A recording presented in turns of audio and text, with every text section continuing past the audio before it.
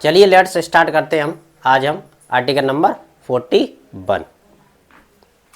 Article number 41 हमारा क्या कहता है, कुछ दशाओं में यानी कि कुछ स्पेशल दशाओं में शिक्षा और लोक सहायता पाने का अधिकार, यानी कि कुछ स्पेशलिटी होना चाहिए उसमें शिक्षा और लोक सहायता पाने का अधिकार की बात यहां पर की जाती है। बेसिकली ये वाला जो आर्टिकल है डीपीएसपी में आता है, डीपीएसपी में आता है, directive principle of state policy. इसकी बात यहां पर बेसिकली हो रही है, लेकिन अधिकार की यहां पर बात भी हो रही है। लेकिन क्या हम आर्टिकल नंबर 41 हमारा पर फंडामेंटल राइट के अकॉर्डिंग आता है? नहीं आता है। बेसिकली यहां पर सहायता और अधिकार की बात हो रही है, लेकिन आर्टिकल नंबर 41 ये भी कहता है ये राज्य की जिम्मेदारी है, लेकिन उसके जो कुछ सीमाएं हैं उसके अंदर आप कुछ दशाओं में और शिक्षा और लोक सहायता पाने का अधिकार की यहां पर बेसिकली बात की जा रही, ठीक है। और शिक्षा और लोक सहायता यानी कि जैसे कि मान लीजिए कोई भी व्यक्ति डिसेबल्ड है, बुढ़ापा है जिस व्यक्ति पे, उसको क्या है लोक सहायता मिल सके, उसकी बात यहां पर की जा रही। अब इसको हम यहां पर थोड़ा सा हम और आगे इसको डीपली स्टडी करते। यहां पर आर्टिकल नंबर 41 क्या कह रहा है, राज्य अपनी आर्थिक क्षमता यानी कि राज्य की जितनी आर्थिक क्षमता है उसके अकॉर्डिंग ये काम करेगा और विकास की सीमाओं के भीतर काम करने, यानी कि उसकी जितनी भी आर्थिक क्षमता है, यानी कि 10 रुपए 20 रुपए 50 रुपए जितनी भी आर्थिक क्षमता है राज्य की, उसके अकॉर्डिंग ही, यानी कि शिक्षा पाने। यहां पर शिक्षा की बात किस व्यक्ति कह रही, जो कि व्यक्ति अनस्किल्ड है उसको शिक्षा पाने का अधिकार है।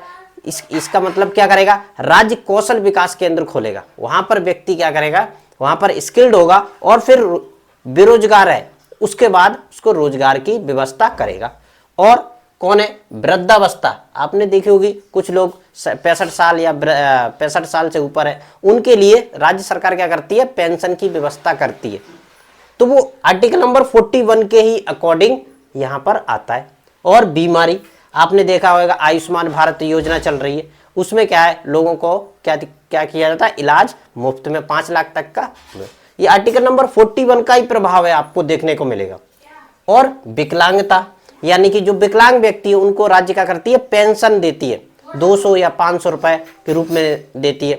और अवांछनीय वंचना मामलों में सार्वजनिक सहायता पाने के अधिकार को सुरक्षित करने के लिए प्रावधान करेगा, यानी कि जो भी ऐसे कोई प्रावधान है सार्वजनिक अधिकार, जैसे कि मैं आगे आपको इसके एग्जाम्पल भी बताऊंगा, उसमें जितने भी अधिकार की बात यहां पर की गई है आर्टिकल नंबर 41 के यहां पर आता है।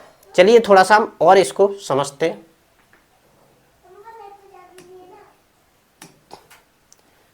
अब आर्टिकल नंबर 41 का प्रभाव आपको देखने को कहां पर मिलेगा, जो राज्य सरकारों के द्वारा इसे लागू किया गया। क्या करेगा, भारत सरकार ने 1995 और 96 के में केंद्रीय बजट में 15 अगस्त 1995 को राष्ट्रीय सामाजिक सहायता कार्यक्रम की शुरुआत की, यानी कि आर्टिकल नंबर 41 से प्रभावित होकर तो भारत सरकार ने कहा राष्ट्रीय सामाजिक सहायता की यहां पर व्यवस्था की।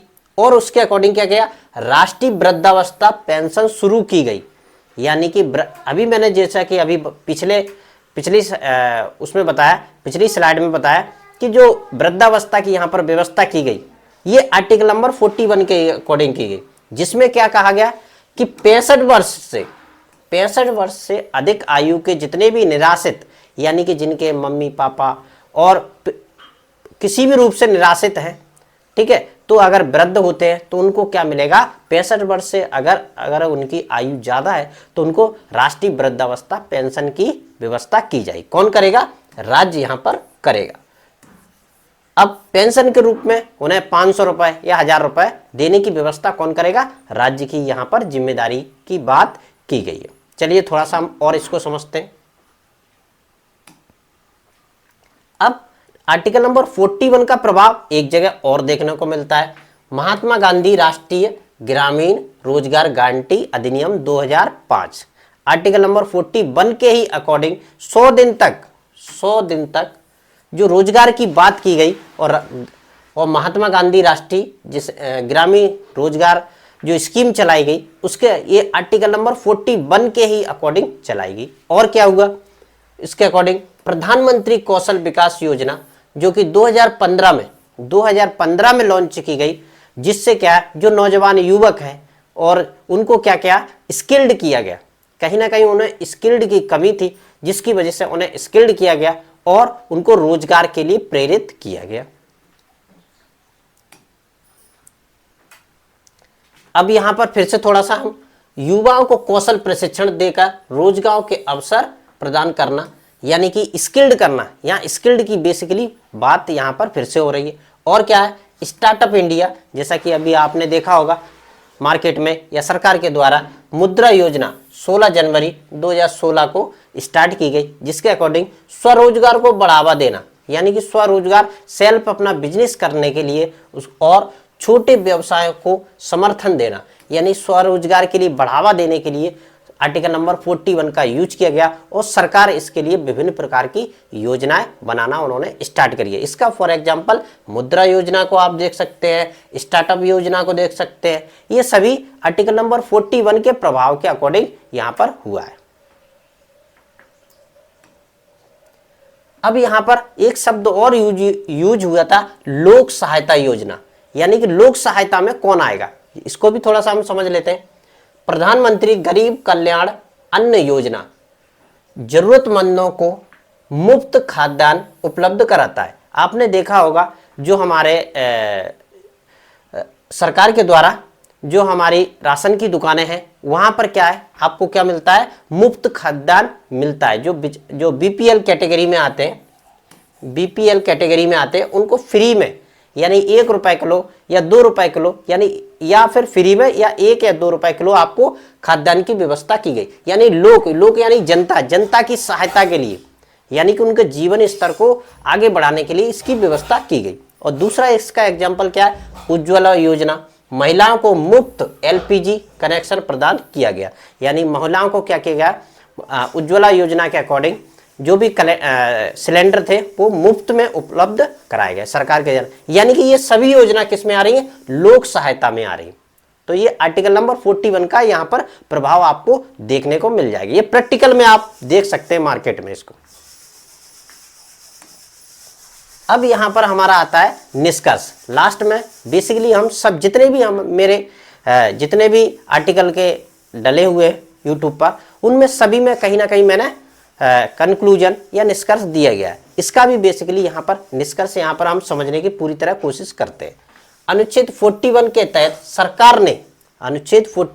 सरकार ने कई कल्याणकारी योजनाएं और कार्यक्रम लागू किए, यानी कि अनुच्छेद 41 के प्रभाव का एक यहाँ पर एग्जाम्पल यहाँ पर हम देख सकते हैं, जिसके अकॉर्डिंग लोगों के कल्याण के लिए और योजनाएं और कार्यक्रम लागू किए, यानी कि कहीं ना कहीं आर्टिकल 41 को अमल में लाया गया और इसका इम्प्लीमेंटेशन आप किया गया बेसिकली यहाँ पर, और जिनका उनका उद्देश्य नागरिकों को सम्मानजनक जीवन जीने का अधिकार प्रदान करना था। यानी कि उनका उद्देश्य बेसिकली क्या था, एक सम्मानजनक, भारत के जितने भी नागरिक हैं उनको एक सम्मानजनक जीवन जीने के अधिकार के रूप में दिया गया। हालांकि इन योजनाओं की सफलता और प्रभाव राज्य की आर्थिक क्षमता और संसाधनों पर निर्भर करती है, यानी कि जितनी भी योजनाएं